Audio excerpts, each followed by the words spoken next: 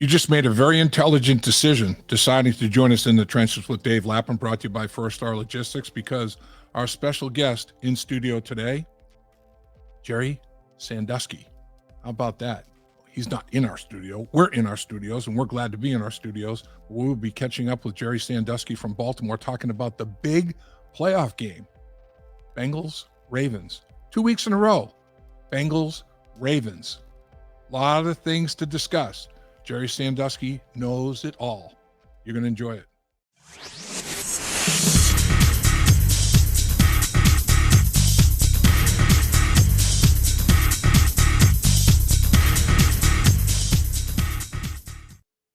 We appreciate you joining us in the trenches with Dave Lapham, brought to you by First Star Logistics once again. And as always, coming to you from our outstanding studios.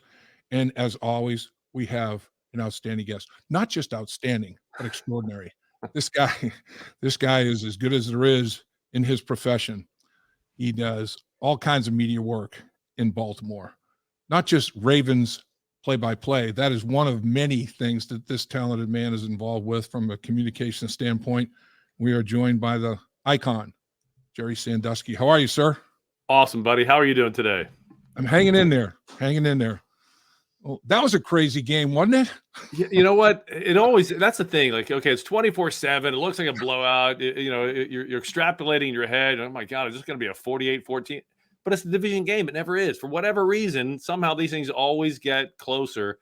We saw 2 weeks ago with the Ravens and the Steelers. Looked like the Ravens were going to run away with it, and the Steelers come back and win. That's the beauty of the division game. You just never know which way it's going to turn.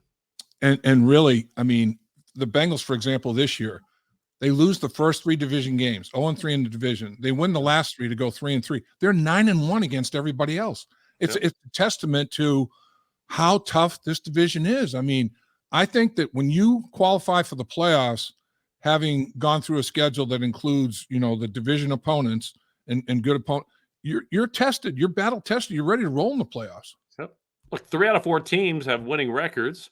The Browns just barely below 500. They didn't have their starting quarterback most of the season in Deshaun Watson. It's like, right. And I went back and looked at every division game the Ravens played. There's no easy games. I mean, there's no easy wins. The one thing about this division over the years, there's no homecoming game. Right. Cleveland has not been wildly competitive. I get that. But I went back and looked at all the Ravens games against the Browns. They're always 5 points, 3 points, 2 points. The Ravens might be a 10-point favorite, but it's a 2-point outcome. It's just the nature of the beast. Plus, don't underestimate either, Dave, the fact that these are all bad weather towns. Yep. So you get November, December, and weather's a factor. Everybody's got the outdoor stadiums, bad weather towns. I mean, it's it's old rock'em sock'em slobberknocker time. I'm telling you. Like as an old offensive lineman, you got to love that, right? Big time. High wind, all of a sudden the quarterback can't quite sling it 40 yards to the sideline. The kicker can't hit from 59. So somebody's got to get the job done. And it's usually what Keith Jackson used to call them the big uglies. Oh, my, the big uglies.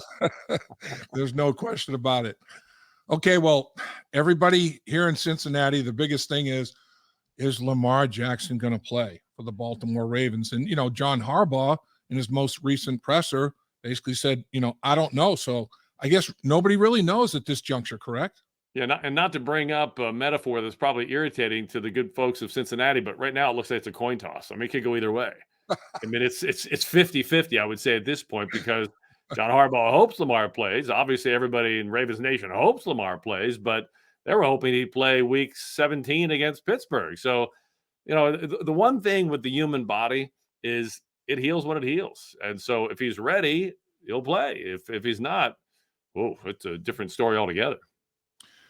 Do you think there's anything to, it's a contractual power play, and I mean, the fact that he showed up and played, do you think there's anything to that, or what do you think? Look, Dave, if there really was something to the contractual part, and human nature says there could be, obviously, but right. If that had been the case, wouldn't he have held out at the start of the season? Or wouldn't he have held out of training camp? I mean, Lamar, to his credit, from the start of the day where he said, okay, negotiations are over now until after the season, he hasn't brought it up. He hasn't back channeled it. He hasn't whispered it to anybody. He hasn't talked to his teammates about it.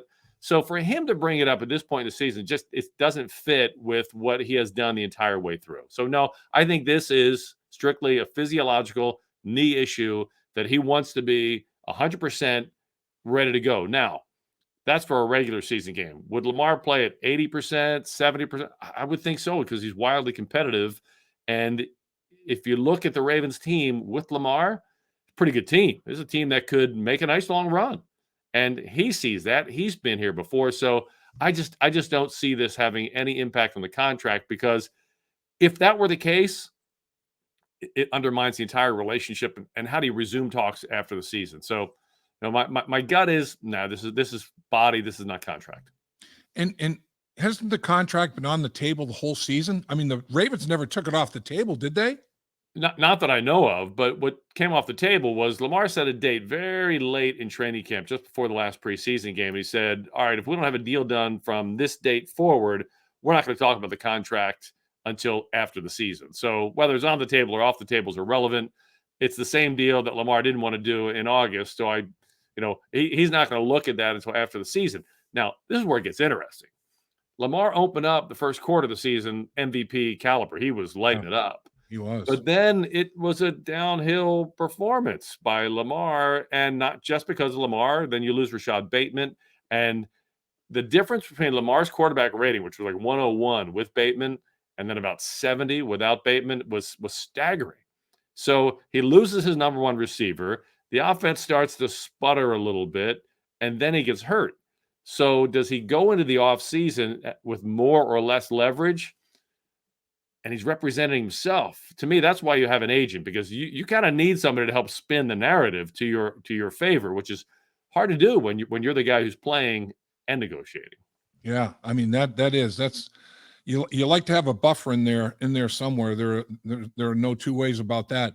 You look at it though. I mean, worst case scenario, he's looking at if he's franchise tagged, what, 47, 48 million bucks or whatever the heck it is. I mean, I guess he wants one penny more than Deshaun Watson, right? He wants it all guaranteed. Isn't that where he is? And then I know the Ravens have made him an extremely generous offer, obviously. Right. You're talking about stratospheric numbers here. I mean, no matter what, the dude is he's taking care of his family for generations. But everybody wants to maximize their opportunity, and you only get very few chances to do that. And when you get a knee injury like he got this year, it underscores from his perspective, I would imagine, how fragile time can be in the NFL. I mean, eventually time either wears you down or injuries wear you out. And that's why players all want guarantees. I understand that from the player's perspective. But the issue is this: is the Russell Wilson deal the standard benchmark, or is it the Deshaun Watson deal? The Ravens say the Deshaun Watson deal doesn't count because the Browns had extenuating circumstances. They had to overpay at a premium to get Deshaun Watson to go to Cleveland when he could have gone to Carolina or some other places, and that deal is just off the books, and it's not really the benchmark. They say the Russell Wilson deal is more the benchmark, and the difference is the guarantee. But Dave, to your point, from a financial standpoint, and I'm not a financial planner, but enough common sense. If you have $30 million, $35 million guarantee versus a $230 million guarantee, what can you buy with $230 million that you can't buy with $130 million? To me, it's the competitive nature. Yeah. What it takes, you played in this league and you were around the guys who played in this league. And one of the things that separates guys who make it in the NFL and guys who don't quite make it is they're so competitive about everything. Right. You want to have breakfast? I'll compete with you over breakfast. You want to play cards? I'm going to play to win. You want to work out? I'm going to make you throw up because it's a competition. So they view contracts the same way. It's not just, wow, I'm financially set for 4 generations. It becomes, wait a second, he's got a faster 40 time than me and he makes more money. No. I'm going to work on my speed and I'm going to make more money. And that's what gets guys to this level, but it gets them sometimes in trouble when it comes to the money because, guys, there's no other profession where a 25-year-old guy can make $130 million guaranteed unless you're the CEO of some gigantic international conglomerate. And those CEOs aren't usually 25 years old. Very true. Very true. So, I mean, he hasn't played in, 5 weeks? 5 weeks. Hasn't practiced in a month. Hasn't practiced a month. Is he doing any throwing? Do you know, Gerry? I don't know because we don't see him. Yeah. I know he's working with the trainers. John Harbaugh said that at the start of the week he was out on the field with the trainers. So I don't know if he's just doing leg work, conditioning, or if he's throwing. I gotta believe he's doing some throwing Right. because you don't want to just sit and have the arm rest and rust for a month. And even Right. with the knee, look, there's enough exercise. You see quarterbacks throwing from chairs. Sure. You can stationary throwing. I've got to believe he's throwing as much as he can to stay as sharp as possible. So if there's, I'm assuming the same thing, but over that 5 week period, plus, 5 weeks plus, because the game, I guess we'll find out if he's going to be practicing here pretty soon. We're doing this podcast, video cast before the week of practice unfolds. But man, rust and dust and all that. Now you've got a guy who's the former league MVP who quick twitch doesn't even describe his twitch. It might be the quickest I've ever seen, particularly at that quarterback position.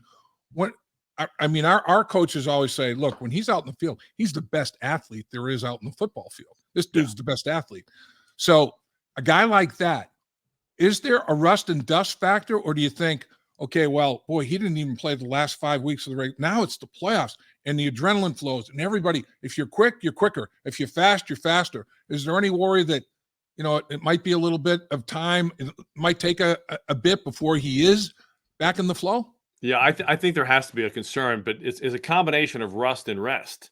So from what Lamar does by himself as a superior athlete, I think the rest benefits him. His legs should be fresh. His body's going to be fresh. And as long as his knee's healthy, boy, he's going to be a handful if he gets outside the pocket when it's just him. But that's when it's just him. Football is a team game. So when you think about the ball skills of the read option, the timing that's involved in that, Lamar's really talented, but you work on that every single day in practice. You don't work on that for a month. That's where rust comes into play. He's Right. going to be throwing to some targets now that weren't targets when he was last playing. Sammy Watkins wasn't on this team. Rookie tight end Charlie Kohler wasn't active yet. So you've got guys that aren't really on the same page as Lamar. So that's where, to me, anytime he's interacting, whether it's the run game or the passing game with another player, then rust is a factor. Anytime it's just Lamar with the ball, then rest is the factor. Great. I mean, that just sums it up in a nutshell. And only my man Gerry Sandusky can do that. That makes too much sense. It's unbelievable. Okay, so any truth to the rumor that Lamar hasn't been rehabbing hard enough? I mean, is the club satisfied with the effort that he's put into the rehabilitation?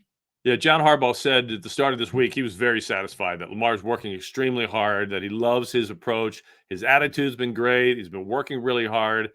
At the end of the day, ligaments are those things that they heal when they heal. Yeah. We've seen that with so many players over the years where you thought this is a 3-week and it becomes a 9-week. This is a day-to-day and it becomes a 2-month. With Lamar, the sprained PCL is usually a 1 to 4. Well, for him, it's been 5 weeks. It doesn't mean he's not working hard enough. It just might mean it's more bruised than they initially thought. Right. There's that shade of gray, but I don't think the work ethic, I don't think the intention, I don't think the focus on Lamar is any issue at all. I think what it is a bunch of people, myself included, standing on the sidelines looking and wondering, is that thing going to heal before the playoffs? And all of us who love this game, our lives revolve around the weekly schedule and really revolve around the playoffs. And last I checked, ligaments just don't care about the calendar. That's very true. No question about it. Okay, so you look at the Ravens, even with resting the players that they rested, and it turned out to be a good move because the Bengals, obviously, they lose Kappa. I mean, they have a significant loss there, and a couple of other guys get beaten up and knocked around a little bit that are significant, weapons and factors in the football game. The fact that players, I guess my question is John Harbaugh and everybody affiliated with the organization, in hindsight and retrospect, good with the decision to rest guys? Harbaugh said he was because he said the rest was based on where he thought guys were physically at that point, knowing what would be demanded of them physically going into the playoffs. If the Ravens had not clinched a playoff spot going into Week 18, I think you would have seen a very different roster. But knowing that you had a clinch, now the question becomes, all right, if this guy's not fully where we want him to be, is it worth the risk for a coin toss? Is it, look, everybody wants the home playoff game and you got it and you earned it.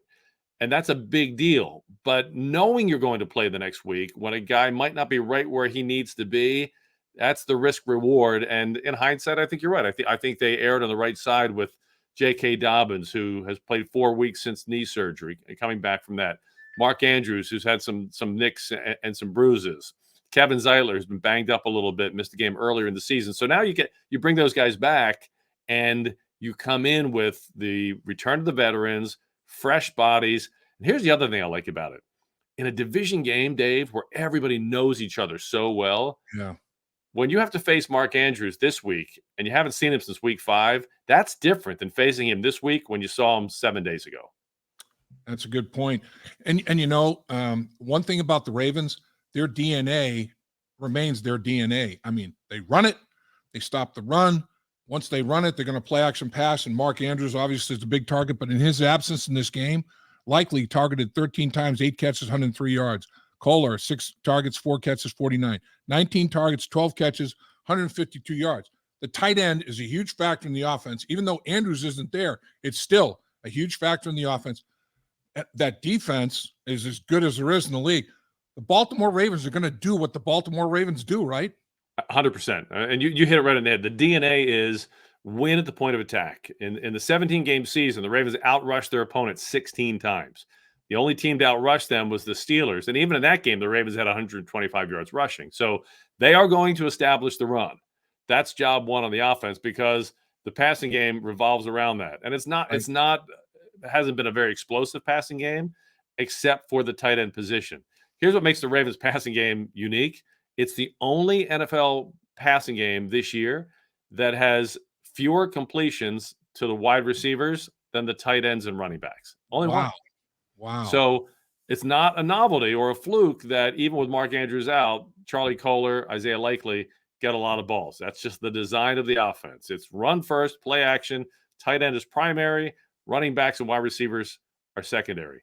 Defensively, it has been this way since John Harbaugh got here. Job one, stop the run, make the opponent one-dimensional.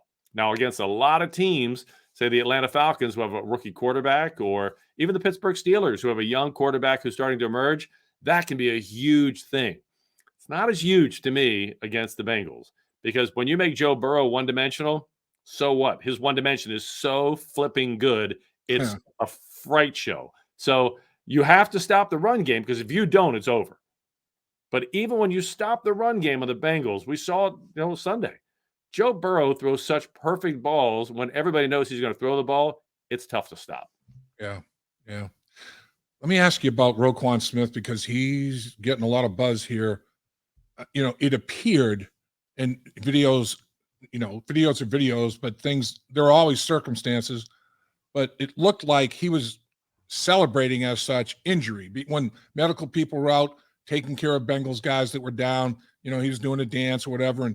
And the Bengal fans are up in arms about Roquan Smith. And I've always heard that, he's kind of a real pros pro, a very quiet guy, a very, that would be out of character, I guess, is my point. What can you enlighten me on that? Yeah, I haven't talked to Roquan since Sunday, but I can tell you that he's not a guy who's celebrating injuries. What you have to know about Roquan Smith is, so this is a game where a lot of people are wondering, is something on the line? Isn't there something on the line? Roquan Smith's career high, 17 tackles. He had 16 tackles last Sunday in that game. Yep. He was setting a tone for the defense that this game matters. And he wanted everybody playing like it was already a playoff game. Because what has happened since he's arrived, he has become the soul and the center and the spirit of this defense. He was providing leadership. I can promise you, if there was an injury, he would not celebrate the injury. He was trying to fire up his players and was not aware of the injury. One of the things I like about Roquan Smith is they call him an old soul. He's a guy who, Dave, he would have played well in your era. He would have played well in my dad's era in the 50s, and he'd play well 30 years from now. He is just a football player.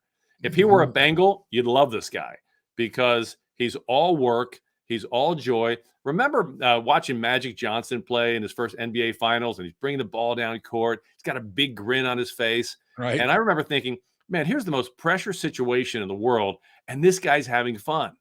That's Roquan Smith. The more the pressure, the more fun he's having, and the more he's elevating everybody around him. So from an opponent's perspective, sure, I understand it. That's the nature of football. But when you see Roquan Smith celebrating, He is A, having fun, B, he's trying to elevate the players around him, and if there is an injury, I can promise you he's not aware of it. So what was the reaction to Joe Mixon's celebration about, the coin toss, taking the coin out and then kick it? What was the reaction in Baltimore? Of course, here in Cincinnati, oh man, everybody's loving it. It was great. What was the reaction in Baltimore? Look, honestly, none of the players commented on it. Yeah. And I can't speak for anybody else, but I'll be perfectly frank with you. When I saw that, I thought, damn, that's creative. That's pretty good. I hear you. That's Joe Mixon. I was like, hey, somebody put some thought into that. And it speaks to Joe Mixon's confidence. For him to carry the coin with him, he knew he was getting in the end zone. And he had it all planned out. And so every once in a while, I think you got to stop and just tip your cap to somebody and say, well played, my man. Well played. Let's hit very briefly here. Don't want to diminish the importance of the all-important third phase, special teams. And you got the greatest kicker that's ever laced them up. And you're in the top 10 in every major category, the 4 categories of special teams. No surprise, John Harbaugh cut his teeth in that regard. Your special teams every single year seem to be just so well put together and contribute so heavily. Yeah, it's a focus. I mean, it's a focus from day one, and you touched on it. It's a third. It's offense, defense, and special teams. For some teams, I think special teams are 15%, 10%, an afterthought. They know it's important, but they don't devote the time to it. The Ravens devote the time to it. They devote the time to it in training camp. They devote the time to it throughout the course of the season. They have guys on their team that make the team because of special teams. I mean, I think of Tylan Wallace. He wears number 16. He's a fourth-string wide receiver. He's a guy who's had, I think, 4 catches. Doesn't see a whole lot of action except on special teams. And he missed some time on injured reserve. As soon as they got him off injured reserve, they juggled the roster because he's so valuable to them as a special teams player. The other thing they do is the Ravens don't shy away from using star players on special teams. You'll see Roquan Smith on some of the special teams. Yeah. You'll see Calais Campbell making big plays. You'll see star players have pivotal roles. And what that does culturally is if you're a first or a second year player and you see Roquan Smith on a special team, you recognize, oh, that matters around here. And it elevates everybody's play. While we're talking about special teams, don't overlook the fact that your punter, Chrisman, was the guy I thought, Justin Tucker from 51 and Chrisman's punting, to me, those were the special teams plays in Week 18 because he flipped the field on the Ravens and buried them inside the 10 a couple of times. Yep. You do that to a rookie quarterback, you are making a special teams play. No question, because that's part of the DNA, I think, of the Baltimore Ravens. They're going to put you on a long field and try to enjoy short fields.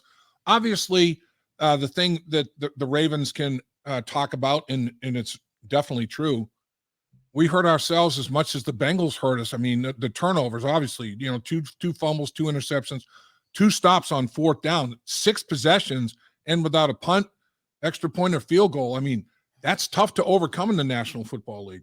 Yeah, and don't forget you had a couple of drop touchdowns too. Yeah, true. And that's the thing that with Joe Burrow that I think you have to, as an opponent, always be so aware of. You can say it was an 11-point game. If this, no. Every week's a new game. And with Joe Burrow, you just have to be aware that he can flip a game in your direction with literally flick of the wrist. I mean, nothing against T. Higgins, but that should have been a touchdown. Yep. He had another ball that should have been a touchdown. He had a couple of critical drops that, like, it's not the end of the world in an 11-point win, but if it's in a playoff game, those become a big deal because if you don't capitalize, everybody knows you get 5 plays that dictate the outcome of the game. If you drop 2 or 3 of those, that can change the direction of the game. As the Ravens defense comes in, they cannot and they will not depend on that happening again. They're going to presume that if Burrow drops a dime, it gets caught. Yeah, that's a good point. The other thing about Burrow is he showed his athleticism, the Houdini, making people miss pocket manipulation. I thought the Ravens got very good pressure with 4 people, and they were collapsing the pocket a little bit. And Joe had to show some fancy footwork as such, be a little Houdini-like in terms of, creating space in the pocket or getting out of the pocket and doing some things. I thought the Ravens have to be encouraged by the 4-man pass rush they got. Yeah, I would agree. First, on the Burrow athleticism, man, I was blown away. I mean, I knew he was a great athlete, but Yeah, his nimbleness. yeah. The one play that struck me was he avoided an Odafe Owe sack twice on the same play. He went Nice. pirouette right and Yeah, then pirouette left and stepped yeah. over him. Again, tip of the hat because that was an amazing play on his part. What I'm going to look for this week on the Sunday night game is how much the Ravens use the rookie David Ojabo. Number 90, had only played one snap this season on defense prior to the game last Sunday. And I love the pressure he brought in off the edge. He's got spin moves. He was a great pass rusher at Michigan. We've only seen the college tape on him. We finally saw some game tape, and he's impressive. Now, how much they're going to rely on a pretty green rookie in a playoff game, that's to be seen. But to me, he was a big part of that four-man pressure package. Your dad would have been proud of Joe Burrow's moves. Had the dance moves. Your dad had those feet, those light feet, man, the dancing machine that he was. Let's get you out of here on this one, Gerry. You mentioned, okay, Ojabo, that's what other things? Give me Gerry Sandusky's 3 keys, musts, or things you're looking for as you approach this football game. So to me, obviously, first and foremost, is win both run games, and that means the Ravens have to outrush the Bengals, and they got to stop the Bengals' run game. Yep. And if they do that, check one. To me, check two becomes time of possession. I think for the Ravens to win, they've got to dominate time of possession. And then 3 is something I thought they did a really good job of Sunday. They've got to do a better job of this week. They have to force the Bengals to try to put together long, methodical drives. They cannot give Joe Burrow that 5-play drive that he ends with a 55-yard touchdown pass. Right. Because that ignites your crowd, it ignites your sidelines, and it just changes the course of the game. They have to do more of what we saw. Make them go 15 plays and settle for a field goal. So the third key to me is long drives, force a stall in the red zone. That, to me, is the winning formula for the Ravens. Win the run games, win the turnover battle. Let's not lose sight of that one. You guys crushed us in the turnover last week. You can't go on the road in the playoffs and be -3 in turnovers and then long, patient drives that force a stall in the red zone from the Ravens defense against the Bengals offense. That, to me, would be the winning formula. Good stuff as always, sir. Appreciate you carving time. You are a pro's pro, and I know that the city of Baltimore thinks the world of you, and rightfully so. Well, always great visiting with you, buddy. And, hey, we're going to do it again. I'll be right back there, so I look forward to seeing you on Sunday. Look forward to it, too. Travel safely. Dave Lapham here, and every day I am grateful for my experience to have played professional football. As a player, I realized self-motivation, leadership, and appreciating your teammates are key. At First Star Logistics, you can use those same attributes to create the life you want for you and your family. Build your future by working hard like I did. You'll see results both on and off the field. Call First Star Logistics today and be part of our winning team. Opportunity knocking.